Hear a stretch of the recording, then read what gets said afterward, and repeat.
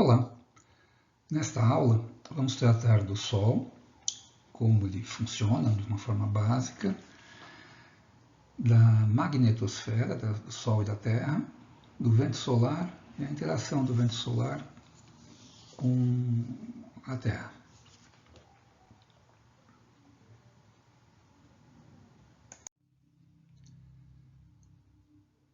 Essa pergunta, qual a fonte principal de energia que mantém os processos físicos e químicos na atmosfera da Terra, ela tem uma resposta aparentemente óbvia, é o Sol. No entanto, vale a pena, logo de cara, a gente esclarecer se faria alguma diferença quando a gente estuda a atmosfera, estuda o clima, se faria alguma diferença o calor oriundo do interior da Terra. Esse calor a gente chama de calor de origem geotermal. Na escala geológica, certamente essa energia que a Terra está lentamente perdendo há bilhões de anos já, é importantíssima. Essa energia é que movimenta, por exemplo, as placas tectônicas. Então, certamente, quando eu considero geomorfologia, geologia, os processos todos são marcados por essa energia que a Terra tem e está perdendo lentamente. A questão é que, quando eu comparo esse fluxo, vamos supor, no período de um ano, a energia que é oriunda do interior da Terra, e vai dissipando pela crosta e é perdida para o espaço, esse fluxo de energia que vem de dentro da Terra é muito pequeno quando eu comparo com o total de energia que é oriundo do Sol. Então, a quantidade de energia que é interceptada pela Terra e vem do Sol é muito grande em relação ao fluxo que é oriundo do interior da Terra. Essa proporção é tão disparatada, digamos assim, que os instrumentos de medida que a gente usa para avaliar a atmosfera da Terra não são precisos o suficiente para que a gente distinguisse este fluxo que vem do interior da Terra. Então, seria como querer, medir a espessura de um fio de cabelo na altura de uma pessoa usando uma régua em centímetros. Não tem como eu usar uma régua em centímetros e distinguir a espessura de um fio de cabelo. Então, para simplificar, quando a gente estuda a atmosfera, estuda clima, a gente simplesmente ignora, faz essa simplificação, né? Ignora outras fontes de energia ou de calor que não seja a energia oriunda do Sol. Também tem um pequeno fluxo, bem pequenininho realmente, que é a luz, ou a energia que é oriunda das estrelas, das outras estrelas que não o Sol. Evidente que chega energia aqui, porque quando eu olho para o céu à noite e vejo uma estrela, é a luz daquela estrela que está emulsionando a retina do meu olho. Acontece que esse fluxo é minúsculo, muito pequenininho também. Então a gente pode desprezar. É uma simplificação inicial que facilita muito depois os raciocínios mais adiante.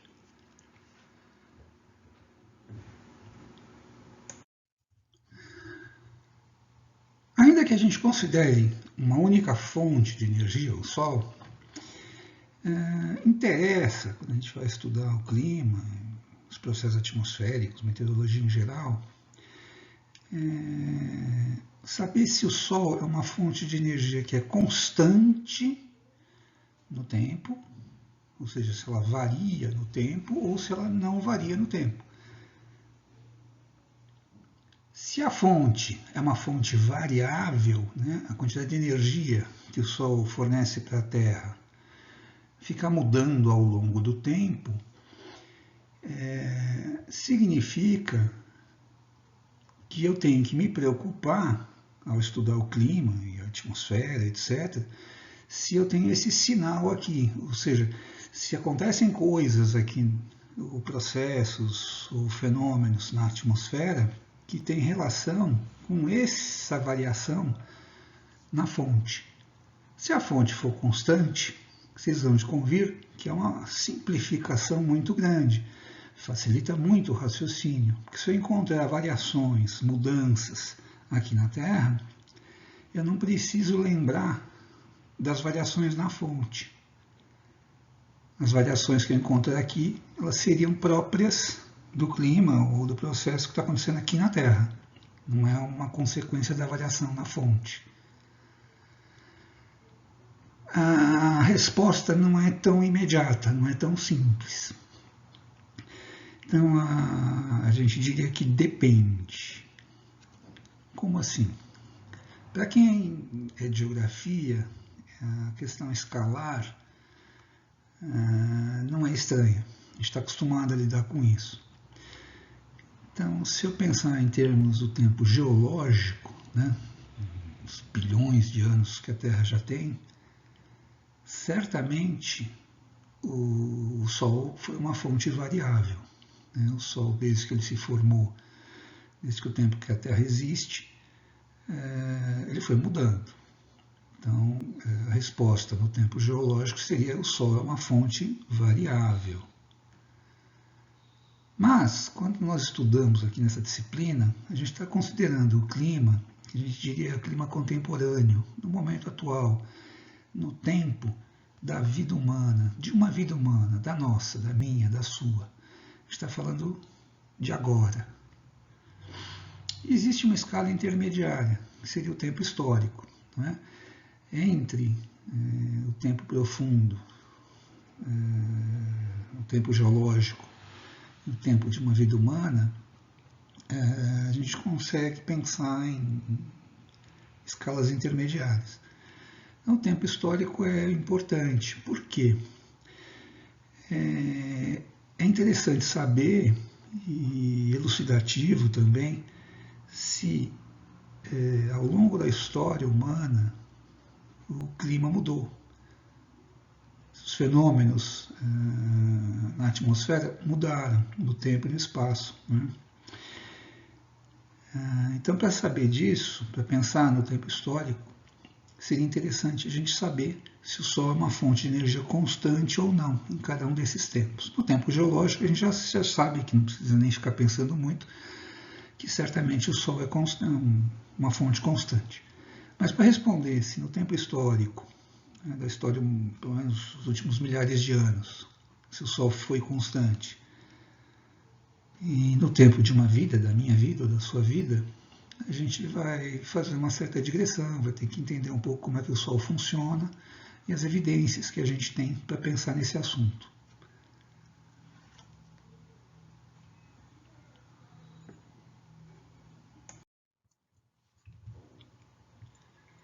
É desnecessário lembrar que a humanidade, de alguma maneira, observa o Sol desde há muito tempo. Para a maior parte das pessoas, o Sol pode parecer uma bolinha, uma esferinha, enfim, um disco luminoso constante. Mas algumas pessoas, ao longo da história, perceberam que o Sol não era tão perfeito assim. Apesar de ter sido tomado como divindade, ou como representação da divindade, o Sol não é perfeito. O Sol tem manchas, o Sol é maculado. Essas manchinhas que o Sol apresenta não estão todo dia ou todo tempo no mesmo lugar e nem têm a mesma configuração. Elas vão mudando de posição e de forma. Às vezes tem muitas manchas e às vezes o Sol tem pouquinhas manchas. Essa observação é muito antiga. A gente tem registros históricos na China, milhares de anos atrás. Em outras culturas também há referências a isso. O significado que foi dado, normalmente, foi um significado mágico. como se fosse uma espécie de sinal dos tempos ou alguma coisa qualquer, e foi dada uma interpretação mágica. Para nós, interessaria, seria muito útil que tivesse havido ou que houvesse o registro dessas manchinhas, porque seria uma indicação, nos poderia sugerir que o Sol é variável, não é uma fonte constante de energia.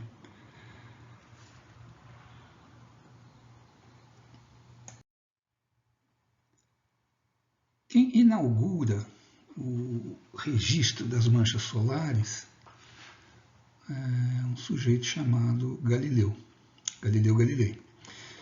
A ele a gente atribui a invenção da luneta, o uso da luneta para observar o céu, ou os astros do céu, enfim.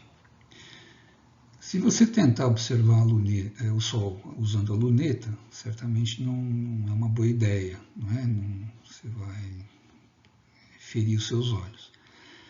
Então, o que a gente faz? Você aponta a luneta para o Sol, e em vez de projetar na retina, no olho, você põe uma folha de papel embaixo, no lugar do olho, e a imagem que se formaria lá dentro do seu olho é formada na folha de papel.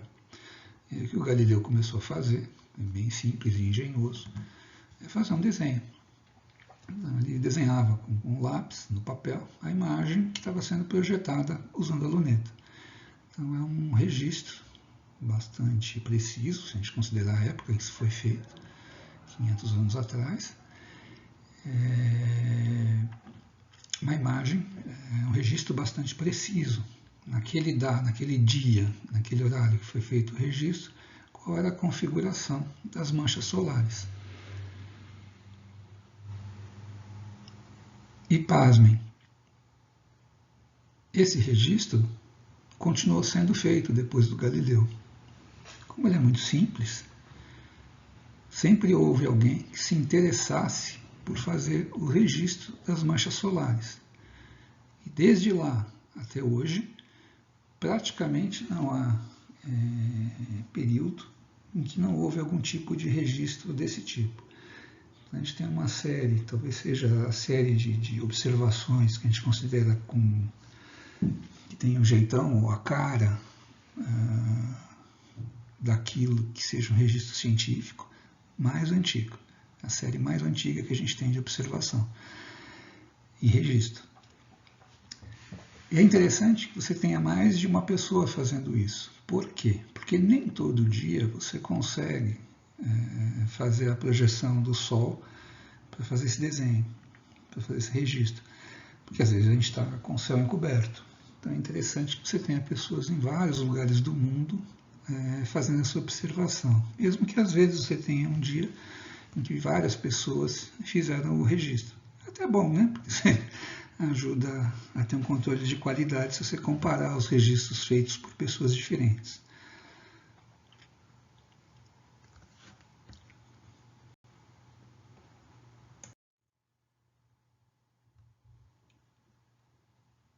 Então, não é difícil imaginar que a partir de um certo ponto alguém tenha tido a ideia de começar a reunir essa informação, de encontrar esses desenhos que tem as manchas solares e criar o que a gente chama de série histórica, né? Um banco de informações, um banco de dados, e agregando tudo isso. Então, a gente conseguiu, né? A humanidade, né? Uma obra coletiva, não é de um indivíduo. Na verdade, isso é esforço de muita gente, cada um contribuiu de alguma forma. Então, quando a gente vê uma figura como essa, a gente tem gerações e gerações de pessoas que fizeram voluntariamente a observação do Sol e o registro das manchas, e pessoas que foram juntando e agregando essa informação. Parece uma figura simples, mas tem muito trabalho humano, muitas horas de esforço coletivo para você ter essa figura. Na escala da vertical, a gente tem a contagem de manchas. Então, imagina que você pega a imagem daquele dia, você simplesmente conta quantas manchinhas você tem. Não importa muito o tamanho, enfim, é uma maneira de agregar informação. E na escala horizontal é o tempo. A gente tem aqui uma reconstrução, uns 400 anos, a gente já tem essa reconstrução bem confiável, digamos assim, desses 400 anos. E o que a gente observa é que há nitidamente momentos em que o Sol tem muitas manchas.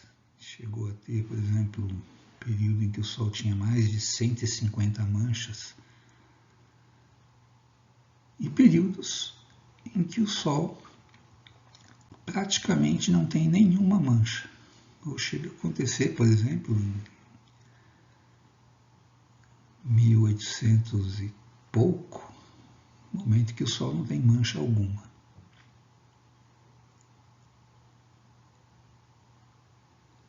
Então, se eu olhar essa escala, que seria a escala histórica, né? Aqui a gente tem várias gerações. Isso aqui é uma coisa, um registro muito sugestivo de que, de alguma maneira, o Sol varia no tempo. Pelo menos as manchas variam no tempo.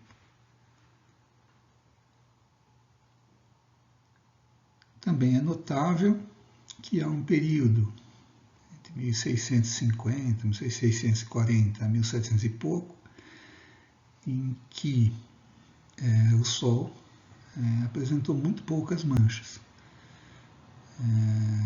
É o mínimo de Maunder. Maunder é o nome da pessoa que notou isso. E há períodos, vamos supor aqui no século XX, na segunda metade do século XX, que o Sol parece estar bem ativo, tem bastante mancha solar.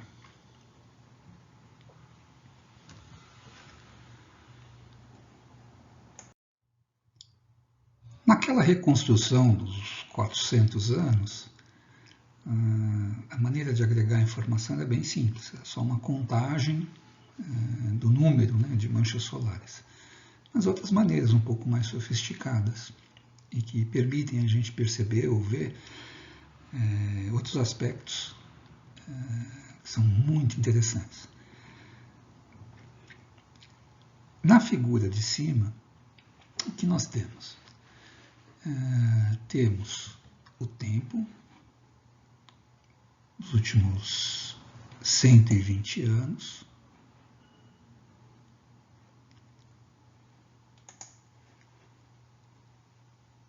esta linha representa o equador do Sol.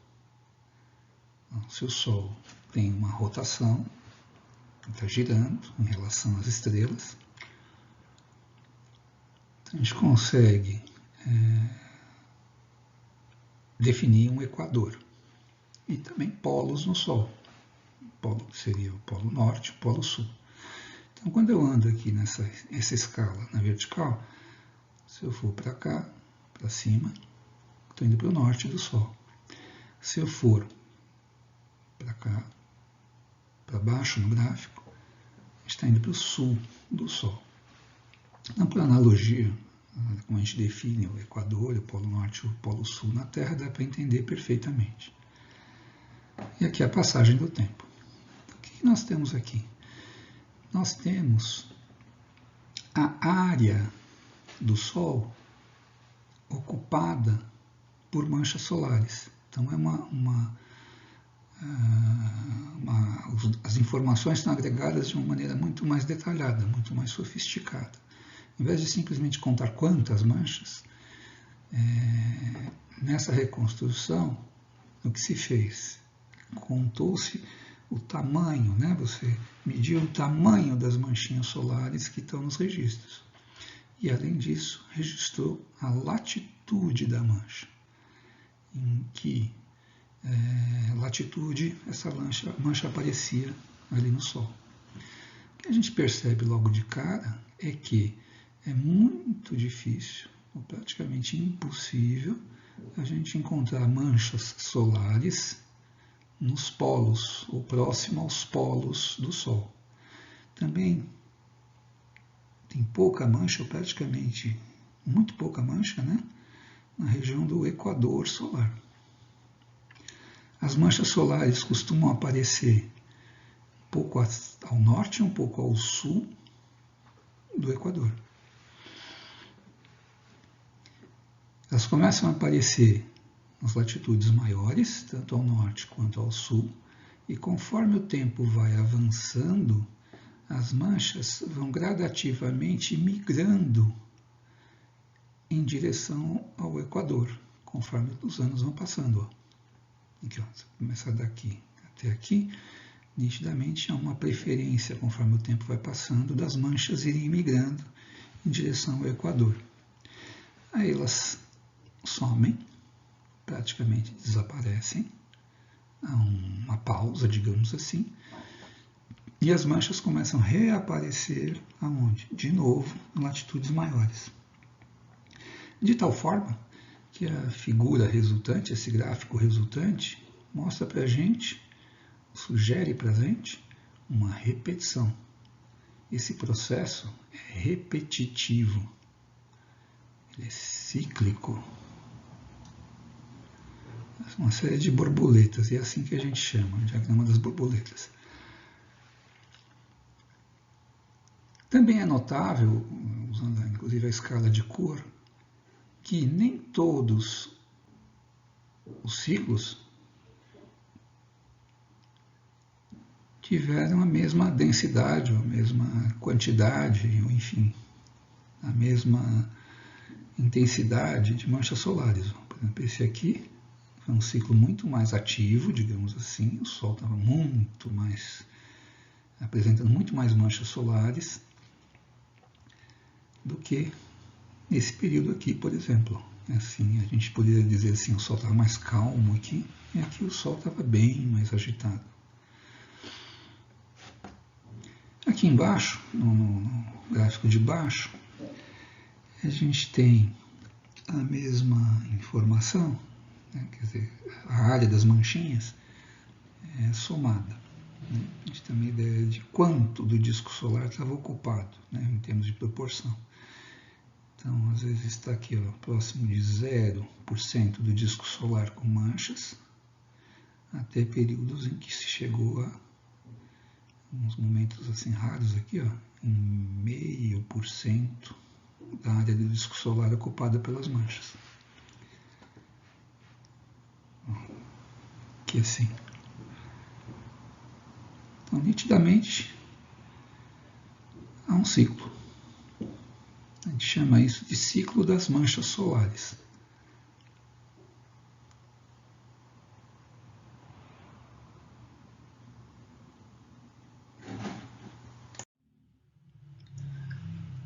A maior parte desse tempo em que houve o registro das manchas solares com o método do Galileu, a gente não tinha muita ideia de qual era a natureza das manchas solares. O que são as manchas solares, afinal de contas. Só no final do século XX, bem mais recentemente, no tempo da minha vida, um pouco antes de vocês nascerem, é que a gente começa a ter instrumentos que observam o Sol com muito mais detalhe. Então, a gente tem que olhar a mancha solar com muito mais detalhe para conseguir elucidar ou para conseguir entendê-las de uma forma mais conveniente, mais adequada, digamos assim.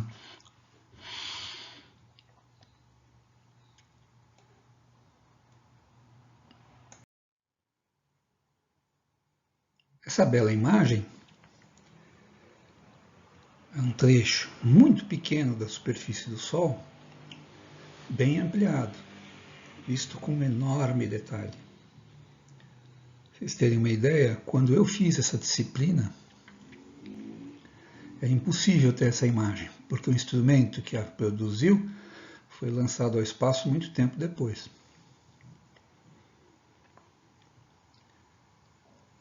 É notável que a matéria que compõe a superfície do Sol está num estado que a gente chama de plasma. Plasma, no senso comum, pode ser um dos exemplos do dia a dia é a chama. Né? A chama no fogão, a chama no isqueiro, a chama no fogo. É matéria no estado plasma. Nesse estado, as moléculas estão todas desmontadas, então os elementos se apresentam individualmente. E nesse estado, a produção de luz, a emissão de luz visível. Né? Então, o trecho que está escuro na imagem é aquilo que os antigos identificaram como manchinhas no Sol. Nessa escala, a gente percebe o quê? Que nesse trecho, esse plasma com aparência de chama não está presente. A impressão que a gente tem, a impressão que dá, é que há uma espécie de uma abertura, um espaço. Né? Por alguma razão, esse plasma que emite luz visível não está presente nesse trecho em que há a mancha solar. É como se a gente estivesse vendo um pouquinho mais profundamente o Sol. Não a película superficial dele que emite luz, mas um pouco mais para baixo, um pouco mais para dentro.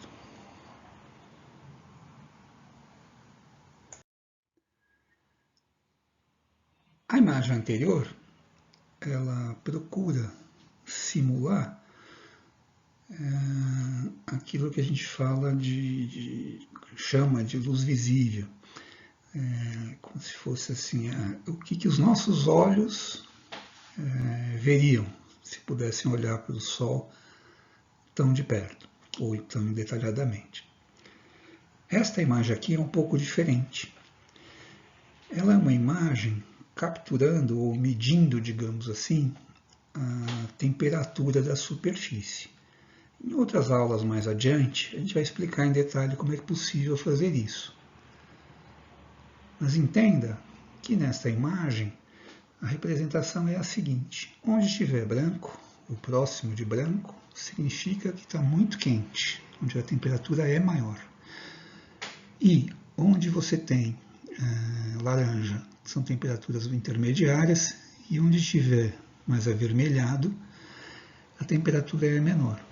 Evidentemente que essas temperaturas todas são muito altas para nós, né? Quer dizer, para nós é sempre muito quente. Mas em termos relativos, lá na superfície do Sol, o que a gente observa?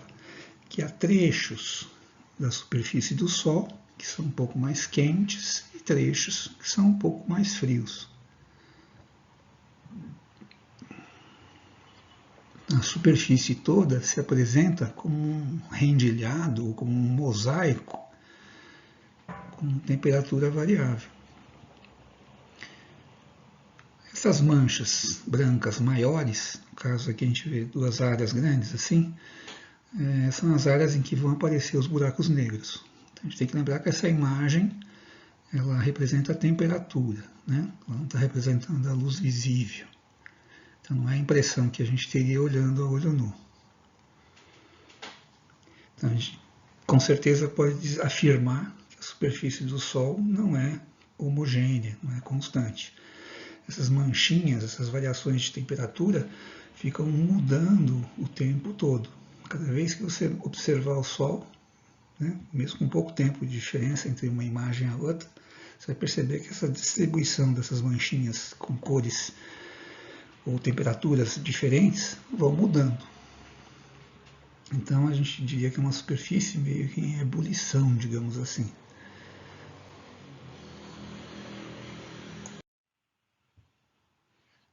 Se Dante escrevesse a sua obra hoje, o Inferno de Dante não seria um vulcão, provavelmente seria a superfície do Sol. ela está em ebulição.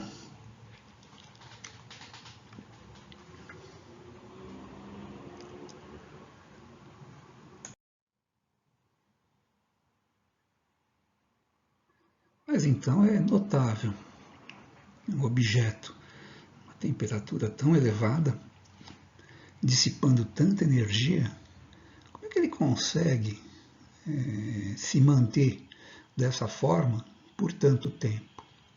Se a gente estima que a Terra tem alguns bilhões de anos e talvez o Sol ainda tenha um pouco mais do que a Terra, qual seria a origem dessa energia, né? Então essa pergunta sempre acompanhou o conhecimento humano.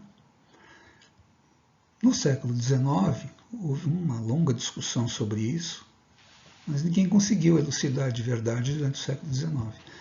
A resposta mesmo vem na virada do século XX.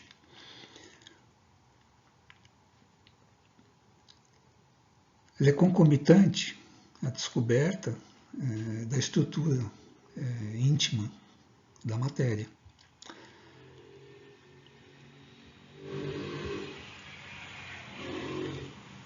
Não pode ser oriunda de um calor guardado no passado, que ficou dissipando, que em tanto tempo teria ido embora. Então tem que ser algum processo interno que produz energia, né, que gera energia, ou que a transforma de algum estado anterior e a energia esteja armazenada de uma outra forma. Mas não pode ser origem puramente gravitacional ou residual, etc.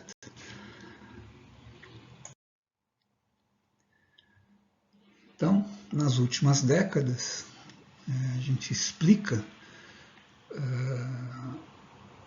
a gênese da energia produzida pelo Sol, dissipada pelo Sol, e de todas as outras estrelas, não só do Sol,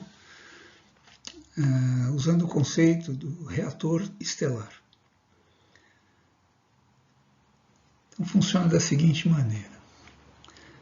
Se eu imaginar que uma estrela é uma enorme massa, a massa da estrela está sendo atraída por si própria em direção ao centro. Então, essas setinhas procuram representar isso, o sentido da força-peso.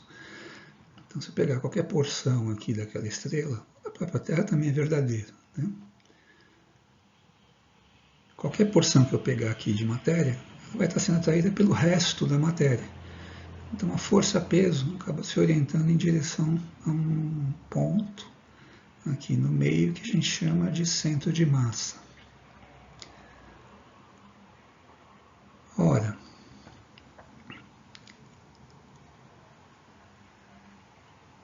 uma porção de matéria que está aqui na superfície, ela está fazendo peso, né? Tem peso orientado para baixo, mas ela não tem ninguém apertando ela por cima, digamos assim.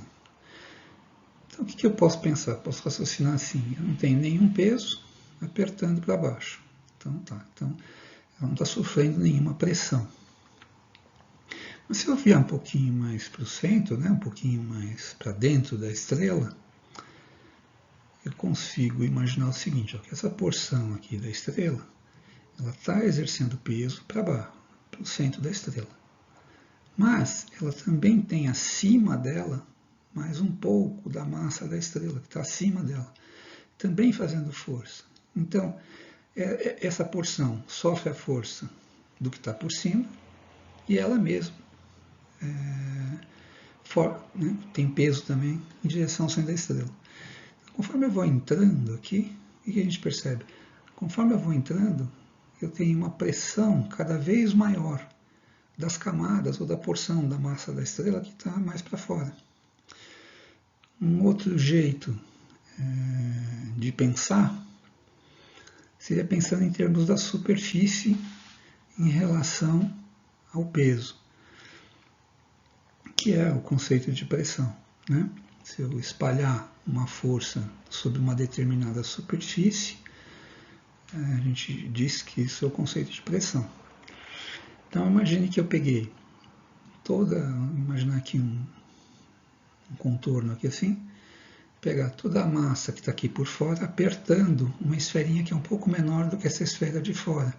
Então, a pressão nesse trecho vai ser maior do que aqui.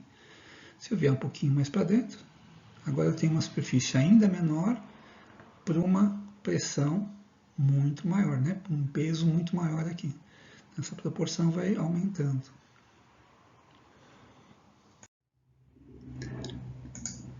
Se levarmos esse raciocínio ao limite, no interior aqui, bem no centro de massa da estrela, as pressões devem ir se aproximando do infinito, né? Pressões infinitas.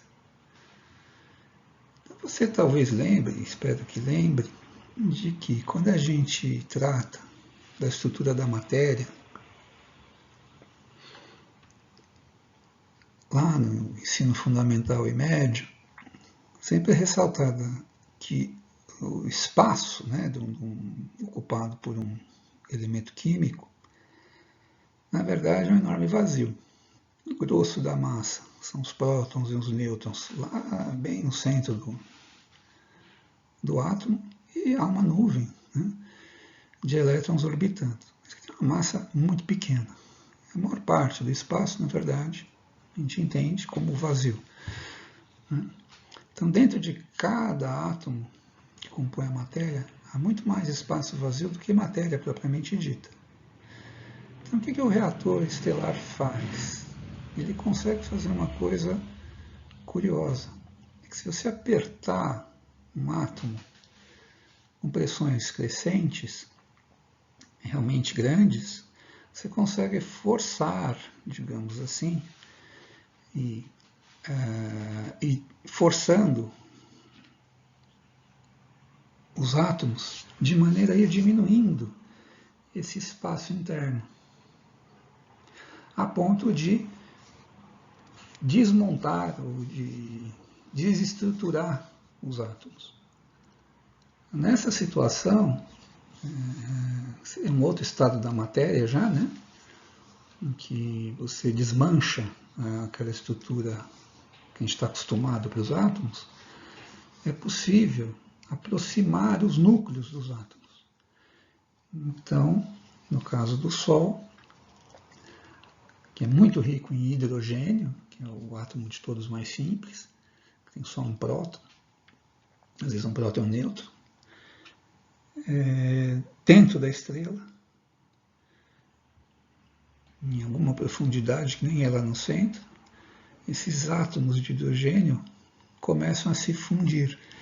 Os núcleos se fundem e quando dois prótons e dois nêutrons se fundem, a gente deixa de ter um núcleo de hidrogênio. A gente passa a ter um núcleo de hélio. Então a gente diz que dentro do Sol está acontecendo uma reação de fusão nuclear. É um reator estelar, ele faz o quê? Ele está transformando hidrogênio em outro elemento químico, em hélio. Qual que é a sacada aqui? A sacada é que, de uma maneira bem simplista, mas não está errada, digamos assim, você imaginar que você está pegando algo que tinha um volume maior, dois átomos de hidrogênio, e rearranjando a matéria de forma que ela ocupe menos espaço. Ela fica mais compacta, digamos assim. Então, um átomo de hélio ocupa menos espaço do que um átomo de hidrogênio.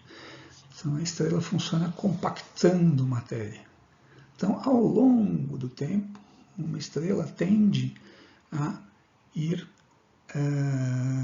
diminuindo gradativamente de tamanho, bem pouquinho.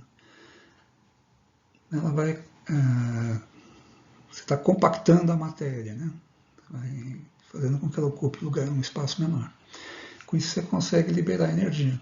Essa energia que está sendo liberada na compactação, na fusão nuclear, é a energia que acaba sendo dissipada pela superfície. Então, ao mesmo tempo que o Sol, a matéria está querendo toda ir para dentro, em direção ao centro de massa, a energia que está sendo dissipada no processo, ela precisa atravessar a própria massa do Sol e dissipar para o espaço. Conforme a energia vai sendo dissipada, a estrela pode ir encolhendo, digamos assim. E isso dura muito tempo, né? A gente conta na escala dos bilhões de anos. De volta aqui na tabela periódica para mostrar isso de uma outra maneira, né?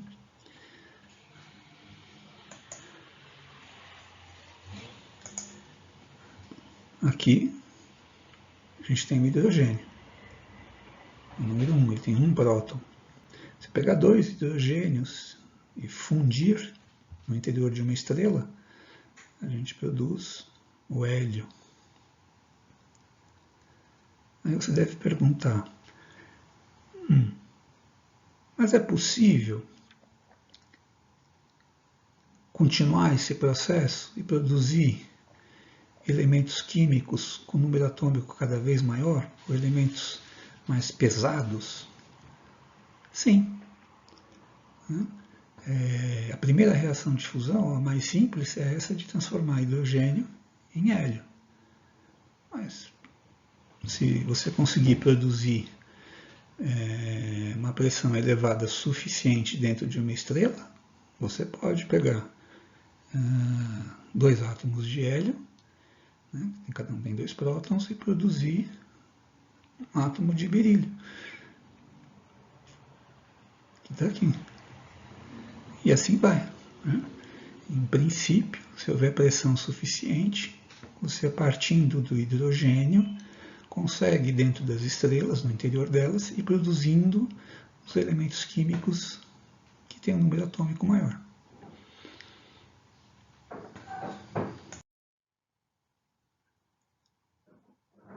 Ao longo do século XX, também foi ficando mais claro até onde, numa estrela normal, a compactação da matéria vai acontecer. Então, o reator de fusão estelar, ele caminha num sentido da tabela periódica, né, que é peso atômico 1, que é o número atômico 1, que é o hidrogênio, e vai caminhando, passa pelo carbono, neônio, oxigênio, silício, enfim, e vai até o ferro. Então, a gente aceita hoje que as estrelas conseguem produzir até o elemento ferro. Então, se você tem um átomo de oxigênio em você, ou átomos de carbono em você, formando o seu corpo, não tenha dúvida. A gente só sabe de um lugar onde esses átomos possam ter sido produzidos, no interior de alguma estrela que existiu antes do nosso Sol e da própria Terra. A maior parte dos átomos que compõem a massa da Terra, tirando os de hidrogênio, evidentemente, todos os outros foram produzidos em reatores de fusão nas estrelas, que é bastante divertido, no mínimo, né? Você imaginar que a maior parte dos átomos que te compõem são restinhos, são sujeirinhas, são poeirinhas de estrelas que existiram há muito tempo.